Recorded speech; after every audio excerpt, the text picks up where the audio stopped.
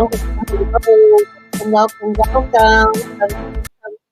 in, get on in here, get on in here. Y'all.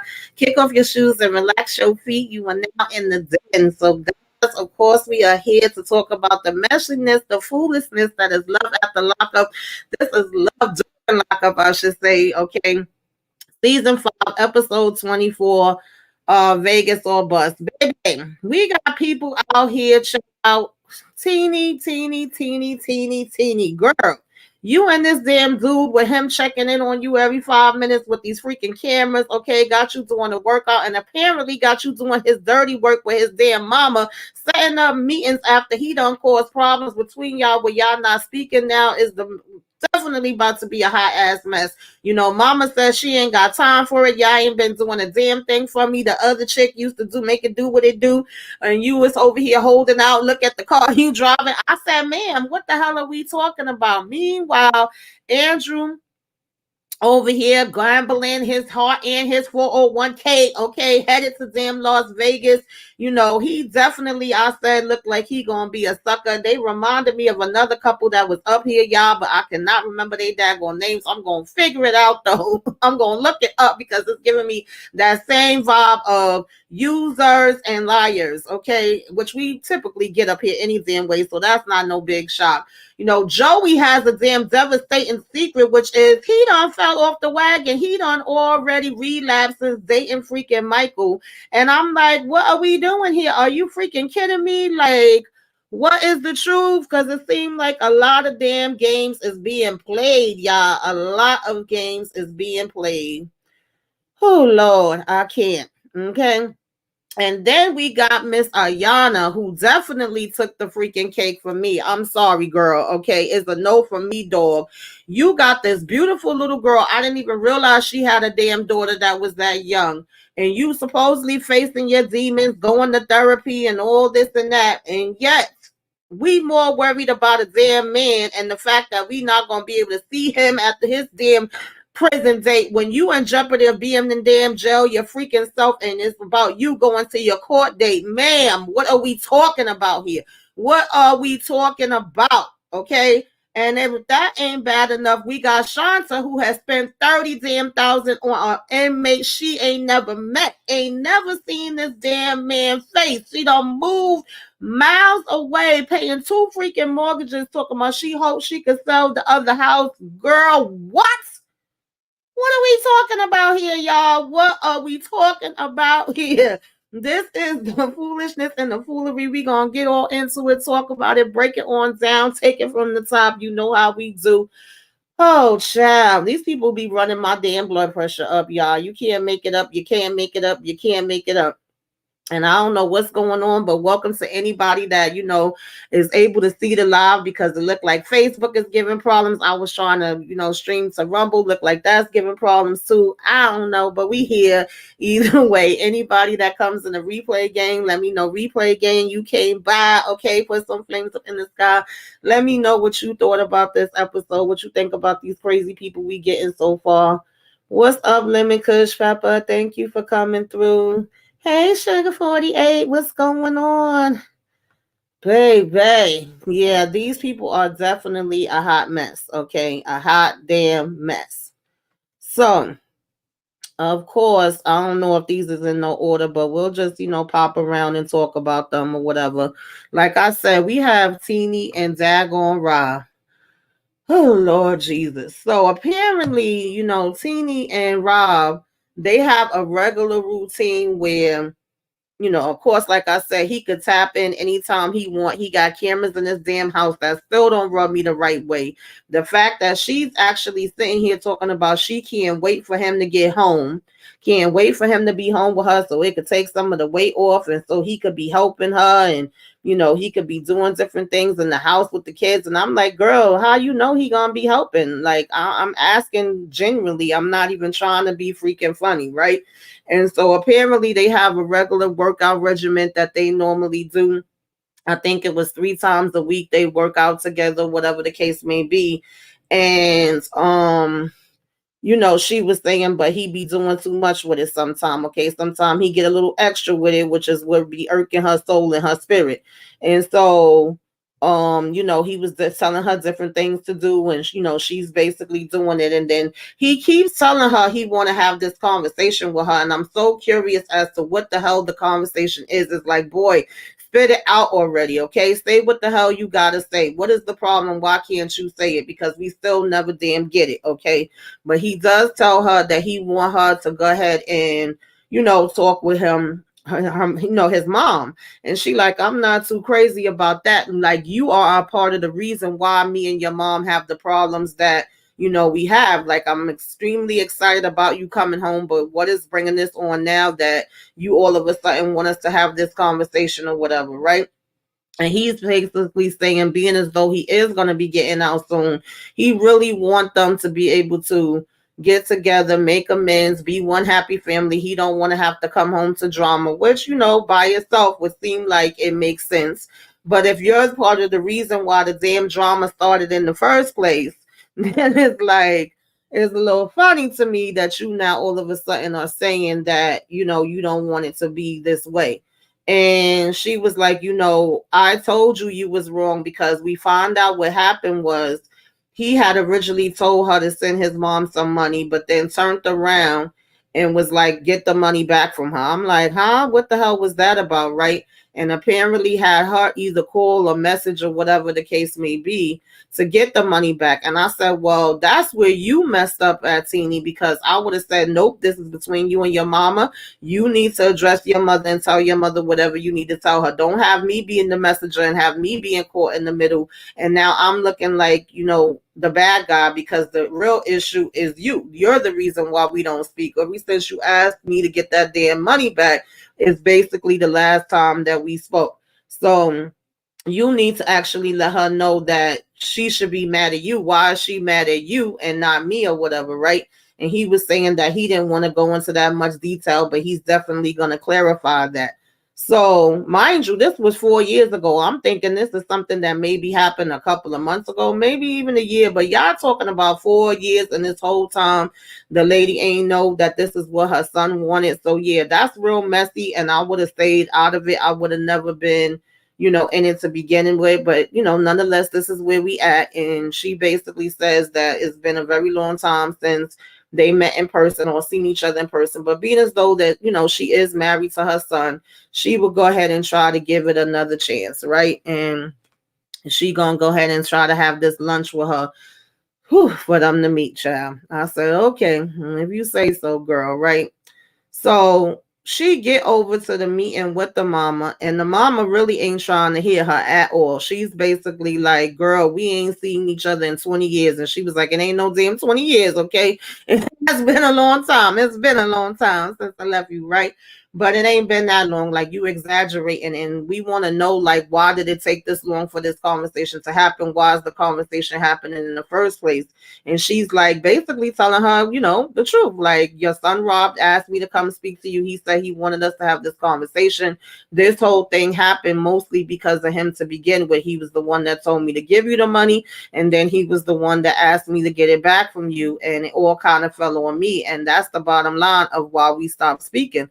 But the mother was like, okay, hold up, wait a minute. I'm not gonna just let you put this blame solely on that. Like, that's my son. I'm gonna love him forever, and I'm gonna accept you to a certain degree with you being his wife or whatever the case may be, and him being my son. But you, as a grown-ass woman, could have easily let me know what time it was too, and you could have reached out to me before now.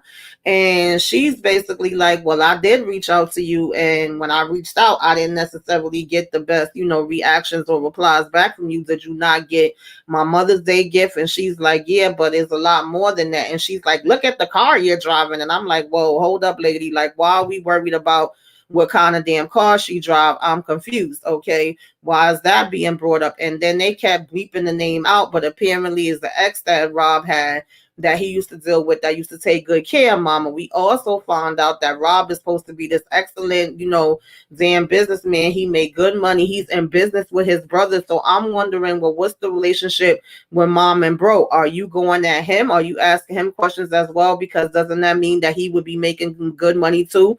It's always interesting to me when it's these inmates that's locked up, but they apparently is doing better and got better damn jobs and careers than I got. Okay. So she said a lot of people would be surprised that when he come out, he would be having like a really, nice, healthy check or whatever, right? Making his own money. So she over here worried about the house that they live in and the car that she driving and how good they have it, and she's saying how she be there taking care of his grandmother, her mother, and she be having all this stuff that's falling on her and struggling. She like, I barely made it to this visit today to be able to see you, and yet you seem like you living a good life. And the one thing that I could say about his ex-girlfriend is that she always looked out for me. She always made sure I was okay. She always checked in on me.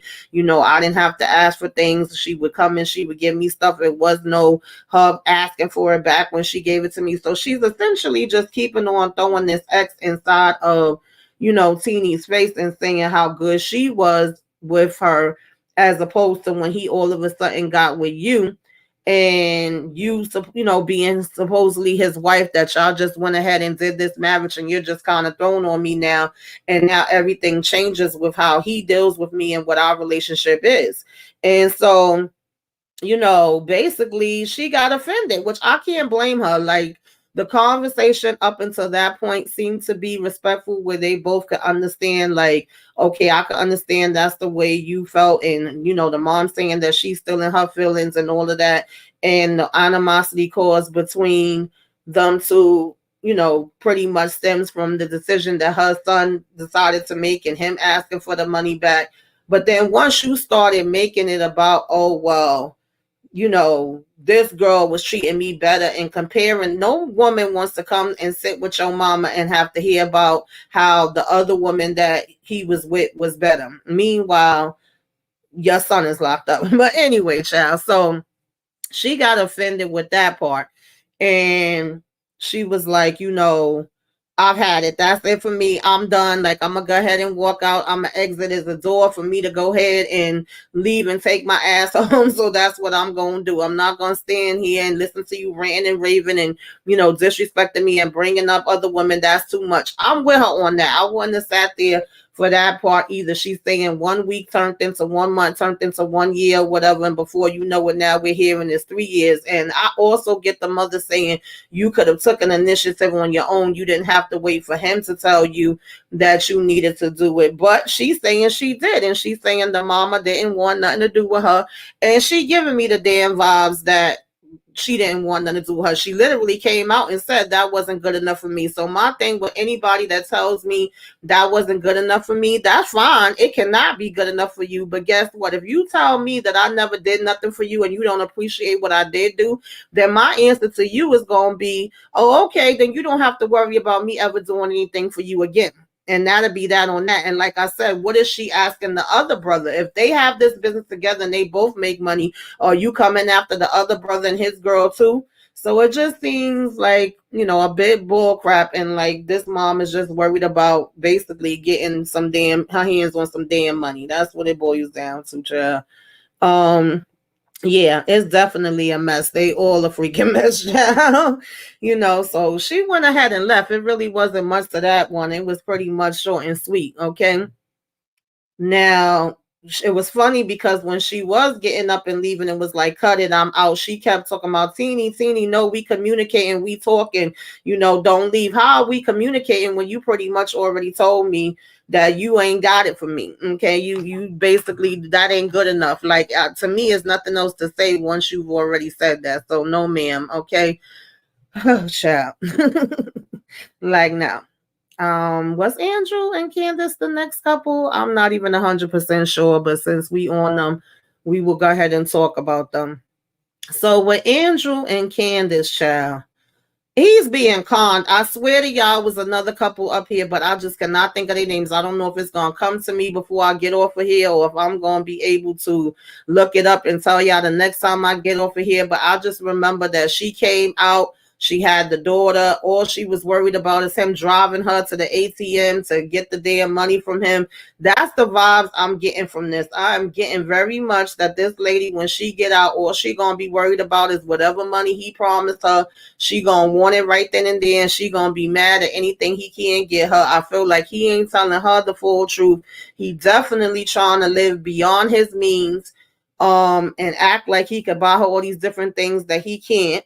And it's gonna be another hot ass mess, basically. He going on this drive to go and meet up with her or whatever, because she supposed to be getting ready to get out soon.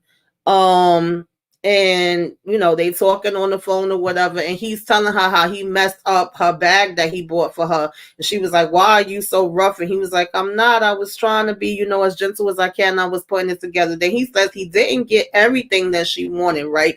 But he got the most that he could. So we already know that he went to see a damn debt person, because he in damn debt above his head and living above his freaking means.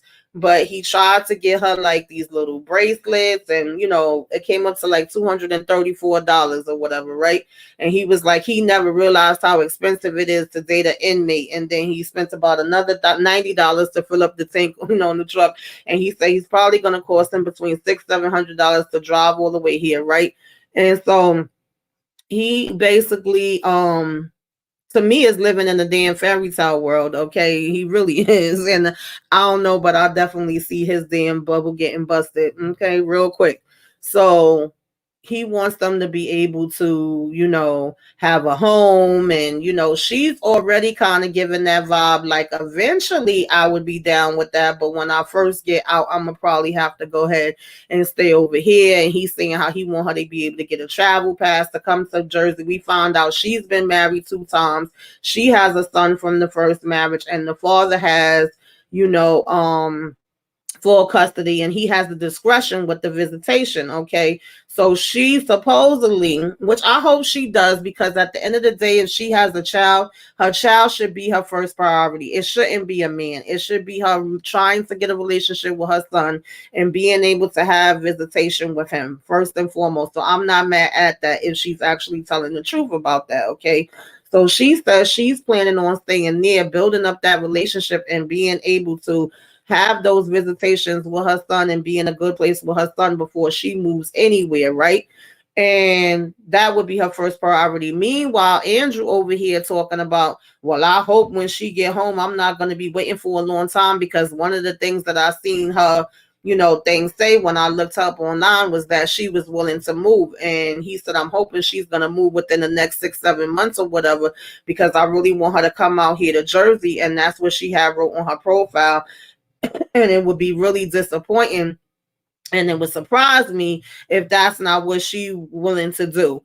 I said, baby Andrew, be ready to be surprised, because I think that's exactly what the hell is about to happen. You gonna tell me, because remember, this is the same dude that bought the freaking house for her, okay? Bought the truck for her, buying all these other type of gifts for her. I think it was like almost $40,000 that he has spent on her already. And you gonna tell me you didn't make sure and know for sure? I mean, in life, it ain't really no guarantees, if we being honest, but you ain't verified that she for sure was gonna want to move down there, buddy. Yeah, you gonna be in for a surprise, all right? You gonna have a real damn surprise. So at this point, when he was driving, he was saying that he had missed the turn because he was busy looking at the rocks and all of that. And then he calls her up and he's like, I'm here. And she's like, where? And he was like, right here, standing outside of the prison. I'm looking at it now. And, the prison, it looks so, scary. And he's like, are you feeling overwhelmed today? And she basically said, that she don't like when he be asking her that him asking her that makes her feel overwhelmed or whatever. And if she is feeling anything, she will, let him know or whatever. Right. And he said he just wanted to let her know that he was there. So she starts to say that she's an empath. She soaks up stuff. She's like a sponge. And, she definitely gets a lot of anxiety and things of that nature, right? And so he talking about something. He gonna honk the horn 3 times to see if she hear it. I said, child, this damn man is a damn nutcake. Okay? Fruit cake, whatever. What's up, Moochie? So She said it was gonna be countdown, so he said he was gonna talk to her after countdown. We gonna talk about I love you, kissy, kissy, poo poo, and all of that. And she does admit that she has like a lot of insecurities and things of that nature, and her biggest, fear is rejection, right? And so he was like, tomorrow when she gets out, she definitely deserves to be able to have freedom, and he can't wait to hug and kiss her. Baby, I don't think it's gonna go the way that either one of them think is gonna go. Mind you, he's ready to put this ring on her finger and go to the next phase. Yeah, no. Okay, she definitely don't need to be worried about a ring the same damn day she get out. She needs to definitely be putting her focus on her damn child, in my opinion. Like, what are we even talking about here? Why is this even a discussion? But I'm looking forward to seeing how it's gonna be when she get up out of there, child. We shall see. So next up, baby, Joey and damn Michael. I said, Lord have mercy. So Joey and Michael, y'all, okay. Joey is supposed to be having a call where his family is gonna be able to meet Michael. We gonna have this video call. Y'all gonna get to speak with him. It's only like 15 minutes. It's really short. Don't go too hard on him. Don't be too crazy. Don't scare him off just yet.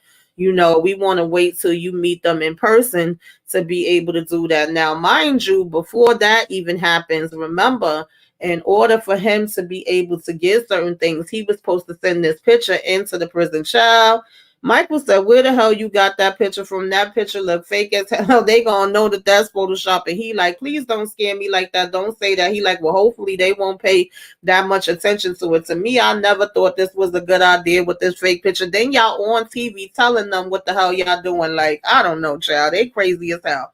So basically, we going on and on about this picture, and he's saying, well, I already sent it in, so it is what it is. Either they gonna accept it or they not. And we talk about, like, Dag, how many questions is your father gonna want to ask me? Is this gonna be like a third degree? Are they gonna drill me? Are they gonna be wanting to go all crazy on me? And it's like, well, yeah, my family is overprotective. They definitely are gonna want to question anybody that I bring in. And he's like, well, how have they been with the other guys that you had in your life? And he's like, well, honestly, it haven't been a lot of guys. So, I don't have much to go on as far as that part goes. But yeah, overall, they definitely are overprotective of me, and they're going to want to know what's going on with you, especially considering, your past history, which makes sense. So he like, okay, I can handle that. But then we start having a conversation about how many partners have we had? So Michael over here talking about, well, are we counting inside or are we counting outside or are we counting both? Because he already said that he's pretty much a person that has been very out there, very promiscuous, have a high sexual job, probably got sexual addiction, whatever else. And so he was like, well, I'm going to say it's about 6 on the inside. My inside number is a little less than my house, outside number. So as long as you asking about that number, we good, right? And he like, well, since you bring it up, how many has it been on the outside? He like, I know it can't be more than 100. He talking about well, I'm 40 and I done been, in and out of jail how many times? So yeah, it is over 100. It's way more than 100. I said, well, damn. He said that shit like if it was normal, and how dare you even question or assume that it wouldn't be anything under 100? I said, Lord have mercy. Okay. So of course, as far as Joey's background, he's saying how he comes from a family of 5. We know about them being close. We know that, it's definitely addiction in their family. We know the father and him for sure. And later on, we learn about the brother as well. And we learn that even the father's father, the father's uncle. So it's a heavily addicted family that struggles with this and have went through it with this and have seen the good and the bad sides of it. So it makes perfect sense that they would be overprotective and they would be very leery of the situation as well too. So I'm like, child, yes, red flags, definitely red flags, Sugar 48. Okay, red flags just pop, pop, pop, pop, pop, pop, pop, and he's just trying to dodge and weave and dodge and weave and dodge and weave and get them out the way when they very clearly there. Okay, so I already was very skeptical about this from the start. This guy very much at some points I feel like he probably be going both ways. I could be wrong. I definitely feel like he's scamming more than one person. Okay, I think that Joey is one of the many that he's probably scamming. As Moochie would say, shout out to Moochie. I could be wrong, I could be right, but he definitely be giving me that he could possibly be just doing stuff for the pay. So I definitely can understand the family, picking up on that vibe too. All right. And, Michael even says, like, sometimes I get bored and I don't understand how you was ever just, used to being with one person and having to come home every day and all of that kind of stuff. Of course, in prison is different and you have no choice. But when you on the outside, I can't see you like volunteering to live that kind of life. So to me, he's telling you a lot of things that you should definitely be paying attention to, right? And he's been in and out of prison since being 25, 26, or whatever the case may be. And when you're in jail, he basically was letting him know like the person is doing time with you too. And of course, he didn't want to hear that. He was saying he have to hear that from his mom again or whatever. But he was like, I hopefully won't be doing it again, but I can't really promise you that it'll never happen again. And Joey was saying, well, I won't be doing this trip with you again if it does happen, right? And he was kind of like very happy that the call was coming to an end. When it said they only had 1 minute left, he was like, oh, good, 1 minute, So it definitely, for me, it was several red flags in that one conversation that they had even before we get to the whole video call with the family, right? So now when it's time for the video call with the family, we basically have them kind of asking like, so how do you feel? Are you nervous? Is it okay that we're going to be asking him these different questions? Is he going to be prepared for it? And you have Joey like, well, I don't really know, for all I know, what if he don't even, pick up the call or be here because he done got scared off before we, can even get started.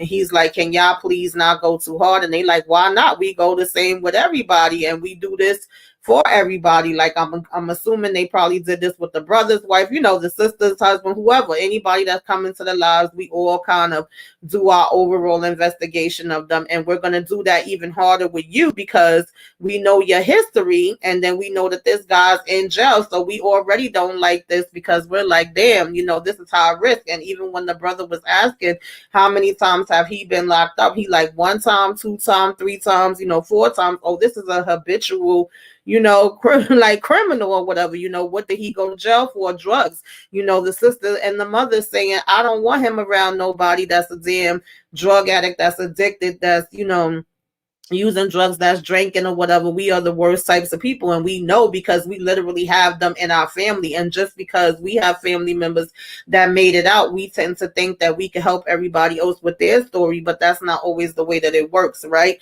So their fears are valid. Like I can understand why they feel that way. Absolutely. Okay.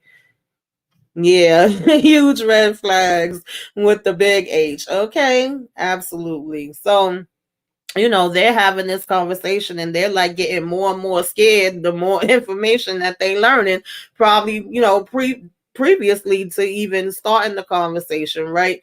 And as a mother, she's just basically saying that she hopes that this doesn't happen. And of course, we're very concerned about 2 addicts getting together, but she's saying he do want to support him, right? Because he felt like he got that support. And of course, later we get into a little bit more of him also feeling a sense of Michael saved him at one point, supposedly, or was there for him at one point. And so that's even more why that makes him want to be with him. You know what that gives me?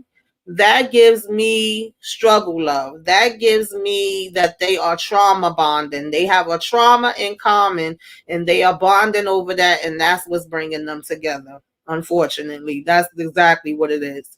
So basically, they all get up and they like, oh, you in the lockup hotel, motel, Holiday Inn. How you doing? Nice to meet you. He's saying it's good to see your family.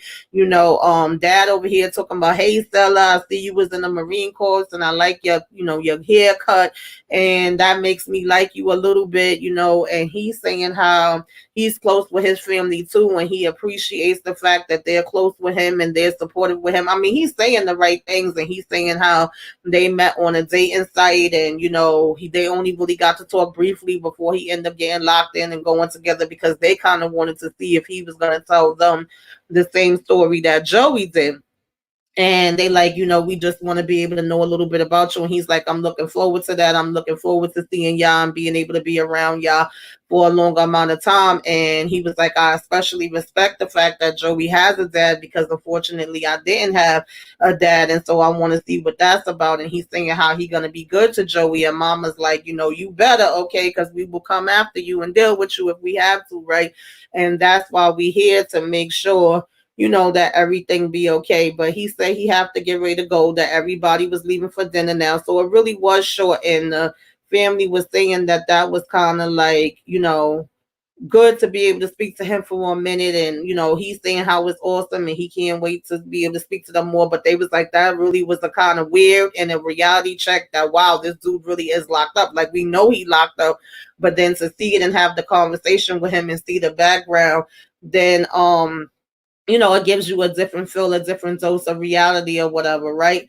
And so now we sitting down and we either about to have lunch or dinner, whatever it is. We putting out everybody plates and we saying how it was a little awkward, but we glad that we got to, have this. But it really got to be funny to be meeting somebody through, video chat or whatever, and they asking him how he feels. And we're just so very nervous, very scared. And we like, okay, she want him to be happy or whatever his sister says. And nobody should want their family member to be happy. But the circumstances is hard to take. It's hard to see how you can be happy with a situation like this, right? And so they saying how he in good shape and he must work out every day. And then they like, well, he really ain't got nothing better to do. What else he gonna be doing? And they're asking him what does he usually do while he in there. He like anything he wants to do, really. He gets pretty busy every day. And he's like, I'll put this money on his books. So of course we want to know, what do you mean by money on his books? And it's like, the commissary is for everything. And he basically spends $50 a week with this commissary. So now they're even more concerned, and they're saying he's incentivized to be around Joey because he's getting $1 out of it. Like, shit, if you was paying some money on my books, I would talk to you too. So now they feeling like it may not just be about him just actually liking, Joey, right? And that you can get drugs and different things in the prisons with this commissary. And he's like, well, come on, actually you could get it without that if you really wanted to. It's not going for that. And so then the sister, baby, the sister put a damn tea out on that damn table, honey, with a little bit of bourbon, brandy, whiskey, and damn vodka in it. She said, well, I'm wondering how it's going to affect you because your ass already relapsed with Michael one time before, and I don't want no parts in that. I said, what? Bitch, what? Joey, you already relapsed with Michael. Everybody at the damn table was like, okay, it got mad quiet. It was mad damn awkward. I know he was like, damn, this bitch with her big mouth. And then his father was like, wait, you already relapsed? Like, when was this? This is recent? This is when Michael, and is like, yeah, it was one time I was feeling a little down. I was feeling mighty bad. I was feeling mighty low, okay? And I went to the store. I hit the streets. I was looking high and low everywhere to see if I could get some of that go, go, go. And basically they was like, is this because of him or whatever? And then he's like, no, he said, this was a decision I made completely on my own. It was my depression. It creeped back up on me. It took over me. I was completely aware of the decision that I was making. And I stopped and was like, why am I doing this? And his father started crying. It was a very emotional part. I felt bad for him because they all struggle in their different ways. Like I said, there's a lot of the addicts, and he was like, why couldn't you come and talk to me? Because to hear him say that it was because he feels so lonely, but yet you have this family here that wants to support you and wants you to be here, wants to be here for you. They don't want you to feel lonely. They don't want you to feel like you can't come to them. Like, we thought we was already beyond that because of what we already went through with you, and the fact that we almost lost you. Like, you literally were on that table with us thinking you was about to be gone.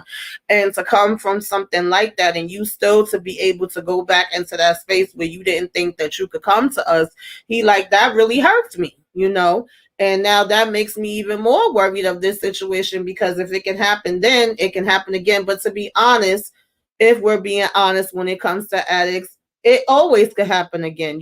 Michael don't have to be the root of the cause of it. He could be nowhere in sight and it could happen, but it definitely probably is a percentage higher or a bigger chance when Michael being in the mix of drugs himself that it definitely could happen. But I appreciated that he did take responsibility for it and was like, I slipped after being sober for 12 damn years. Like, he slipped again. He got back into that space. He felt so depressed. He felt so sad. He felt so lonely and all of this different type of stuff. So he went looking for it and he was back in a hotel room, what he called like a muddy hotel room or whatever, again back in that same space. And he's like, Michael is the one that kind of told him, like, don't do that, don't give up, don't give in, don't feel like this is the end or whatever, right? And so seeing his father and his brother cry and his mother cry, he got up and went and hugged the mom and was telling her it's gonna be okay. And of course the sister was like, I just had to say something. But I was like, it would have been nice if you would have said something a little bit before now, don't you think? Why did you wait till after we had this video meeting for you to, have your little blurt out? But at the end of the day, no matter what was done in the dark will come to light. And it's better that we all be on the same page as far as, especially something like this with addiction, with him living in his parents' house under his roof, with him potentially talking about wanting to bring this guy back around who's in jail for, being into drugs. So that's a lot. That's a lot for any family to take in. They didn't have any reaction to it that I didn't think that, I would have probably had, or any of my family members would have had. And it was just as simple as him getting into this lonely, dark place again. He wanted to feel something and he knew that him using was going to help him feel something. And so he basically just went to do that and it just all came back or whatever, right? And so that was what was going on with Joey. I just think that he still needs time to heal. He needs time to work on himself. I definitely feel like him saying that Michael was like, dude, don't give up. You came this far.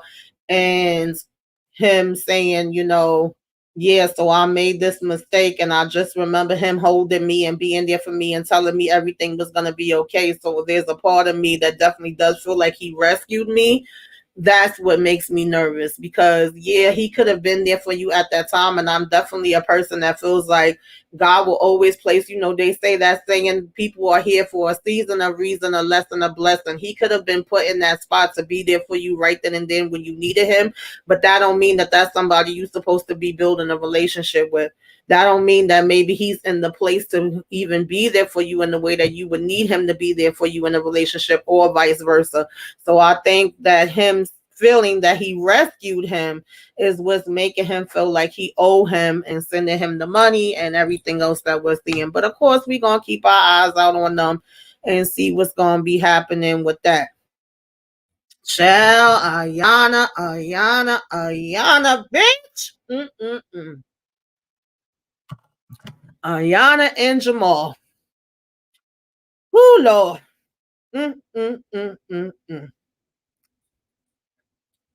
I'm praying for you, Ayana, because I said you cannot be freaking serious right now. This lady have the most beautiful little girl. I didn't know it was such a young baby. Like, this baby looked like she got to be 2 years old or something like that, the oldest. Adorable little chunky thing. Just want to pinch her little cheeks and her little legs and stuff. And I don't know how old the son is, because I remember her saying she got a son.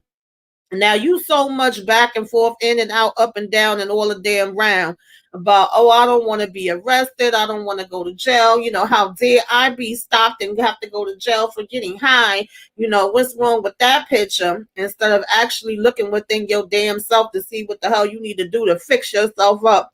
And her and Jamal is on the phone talking or whatever the case may be. And, he's saying how it's hard enough when one person is locked up, let alone the two of them. She's saying how she got to go drop the baby off because she going to be doing some, going, of course, to this counseling that they mandating her to go to or whatever, right? Oh, thank you so much. Her son is 9. Okay, I didn't hear that. Thank you.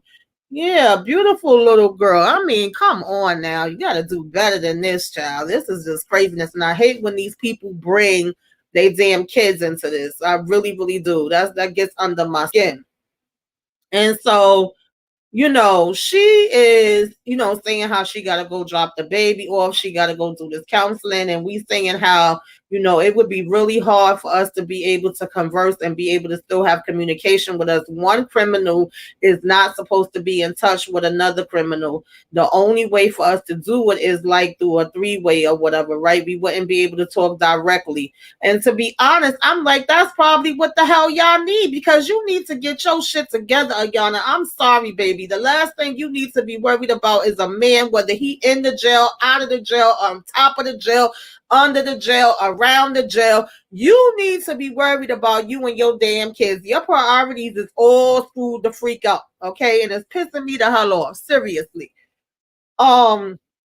And we talking about how we would have to call on a three-way, and of course we going out our way to probably try to make sure and set those things up, because she's supposed to be getting ready to go in herself. And he's saying how, it don't matter if it's 1 day, 2 day, or whatever, 90 day, anytime having to be in jail is too much time. Like I said from the beginning when I first heard this damn story, you should have thought about that before you was driving high. That's the bottom line. There's no excuse for that whatsoever, right? And so she go ahead and take the baby off to drop her off and to head over to this counseling. And when she get in the counseling session, her conversation lets me know where her mind is at, because she talks about having to always be independent, always being strong, always being on her own since she was young, and how she didn't have a daddy, okay, to be that savior for her, right, and to protect her when he was supposed to. So she's asking, where do she look to that now? And of course, ding ding ding ding ding ding ding, who do you think it is but Jamal? I'm looking for him to be this savior, even though technically he can't do a damn thing for me either, because he barely could do a damn thing for himself, because he's locked up, girl.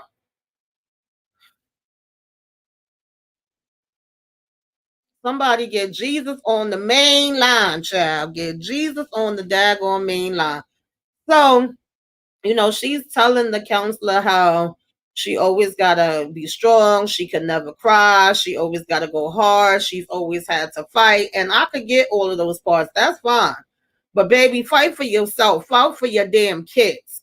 Honestly, she also said, like, I don't think I really have an anger problem. I think it's more of, sometimes I just have a bad attitude, or, like a don't mess with me problem, whatever. And the counselor just kind of smirked at that and was like, okay, well, that's something that we could work on too.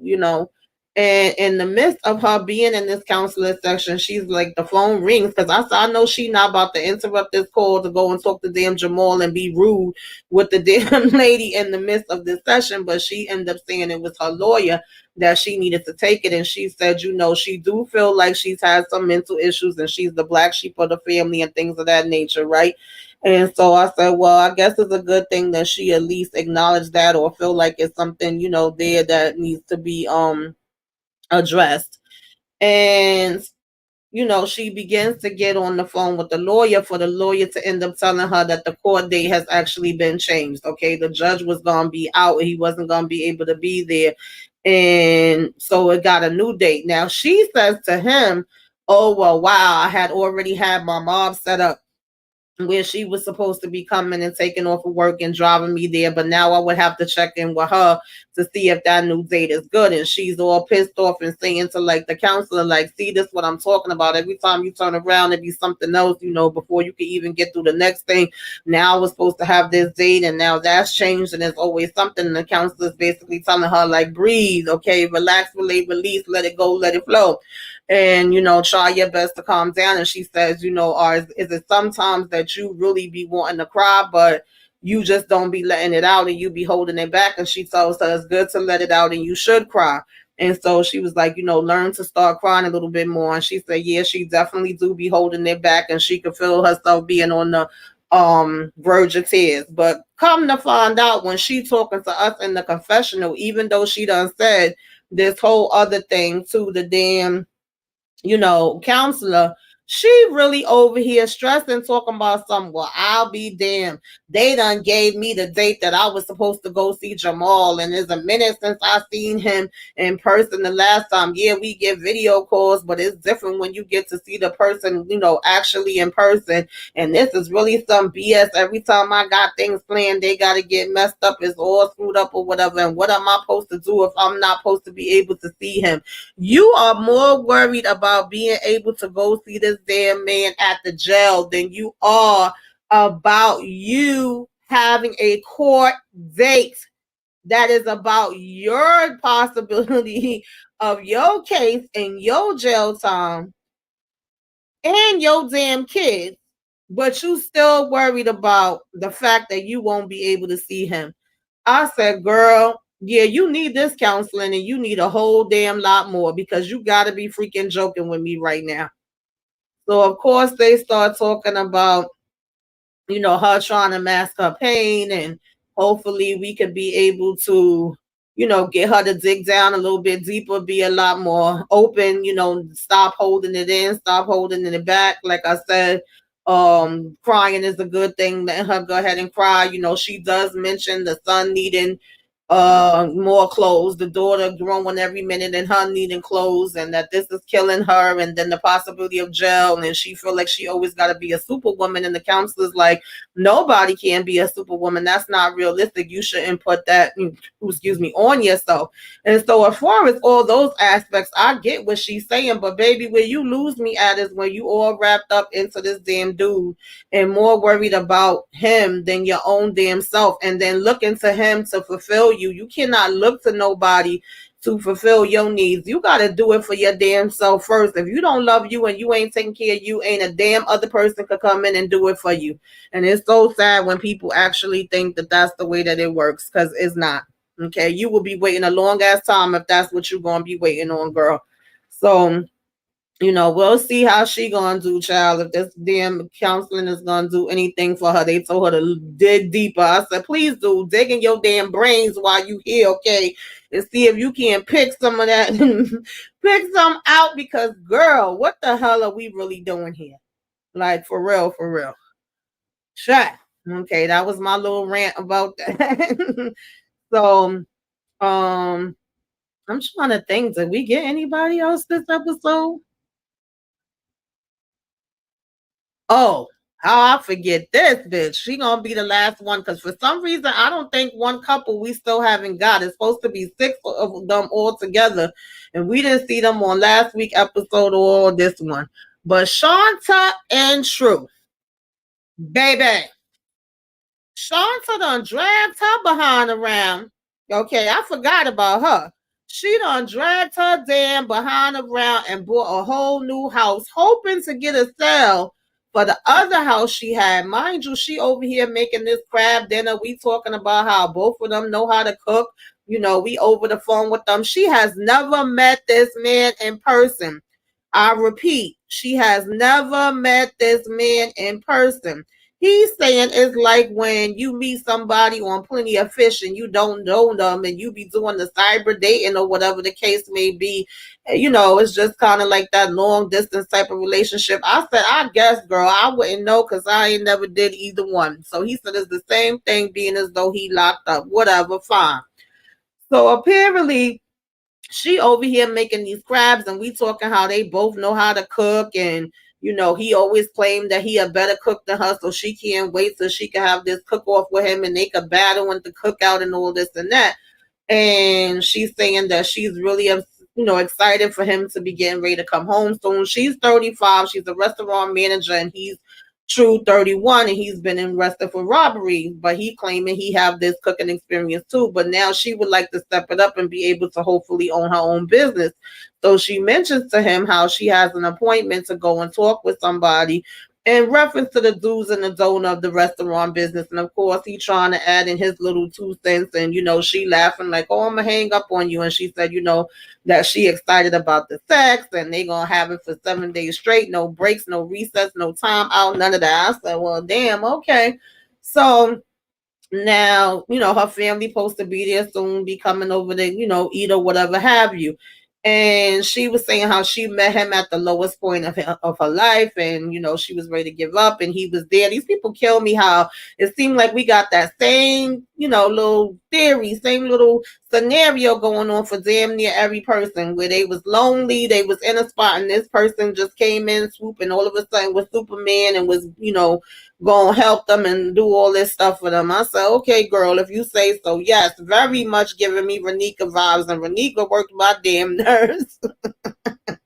Renika worked my damn nerves. So it's so funny to me how when she's talking about him, she's saying how he's the savior, but when he's talking about her, he's more so like, oh, she asked about me, she wanted to know me, so I guess she was feeling me, but then she gonna say, no sir, not me. I actually was looking at his first picture and was like, oh, okay. And then when they show her another picture, she was like, all right, and he was saying how he liked her personality and she know how to calm him down, and she's like no other person he ever been around, and woo, right?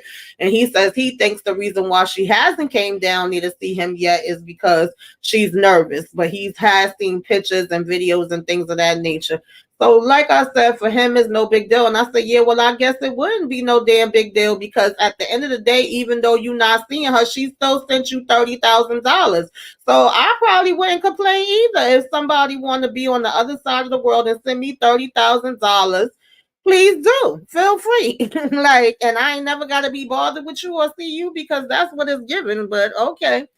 So she talks about, like I said, possibly owning this restaurant, and she's saying how she done spent so much money to move here, and she's still actually paying a mortgage on her house where she was living at, and she hoped that she could sell the house. I said, girl, what? Like, I would have made sure that house was already sold or whatever else, because this is supposed to be a housewoman, being as though she just moved into this house.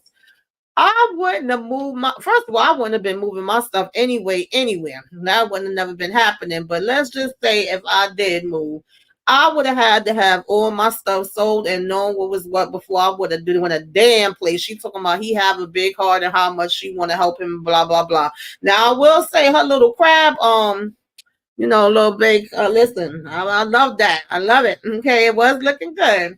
So we all sit down to eat or whatever, and of course they like, yo, you really felt like it was necessary for you to come all the way down here. Like I said, like any family that cares about you is gonna have these conversations, they're gonna have these questions. It's like, you're making all these sacrifices for him, would he make these same sacrifices for you, girl? Okay, would he? She said he looked like a big milk.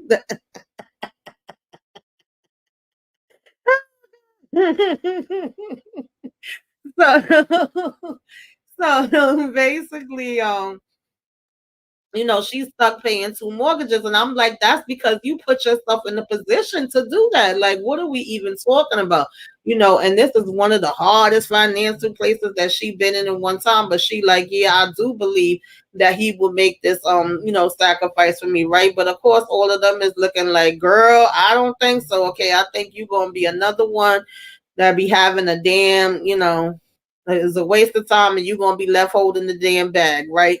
And so basically they saying we've been engaged for like what 9 months to a year or whatever, and he had proposed to her over the phone. He was like, I got a question for you or whatever, will you marry me?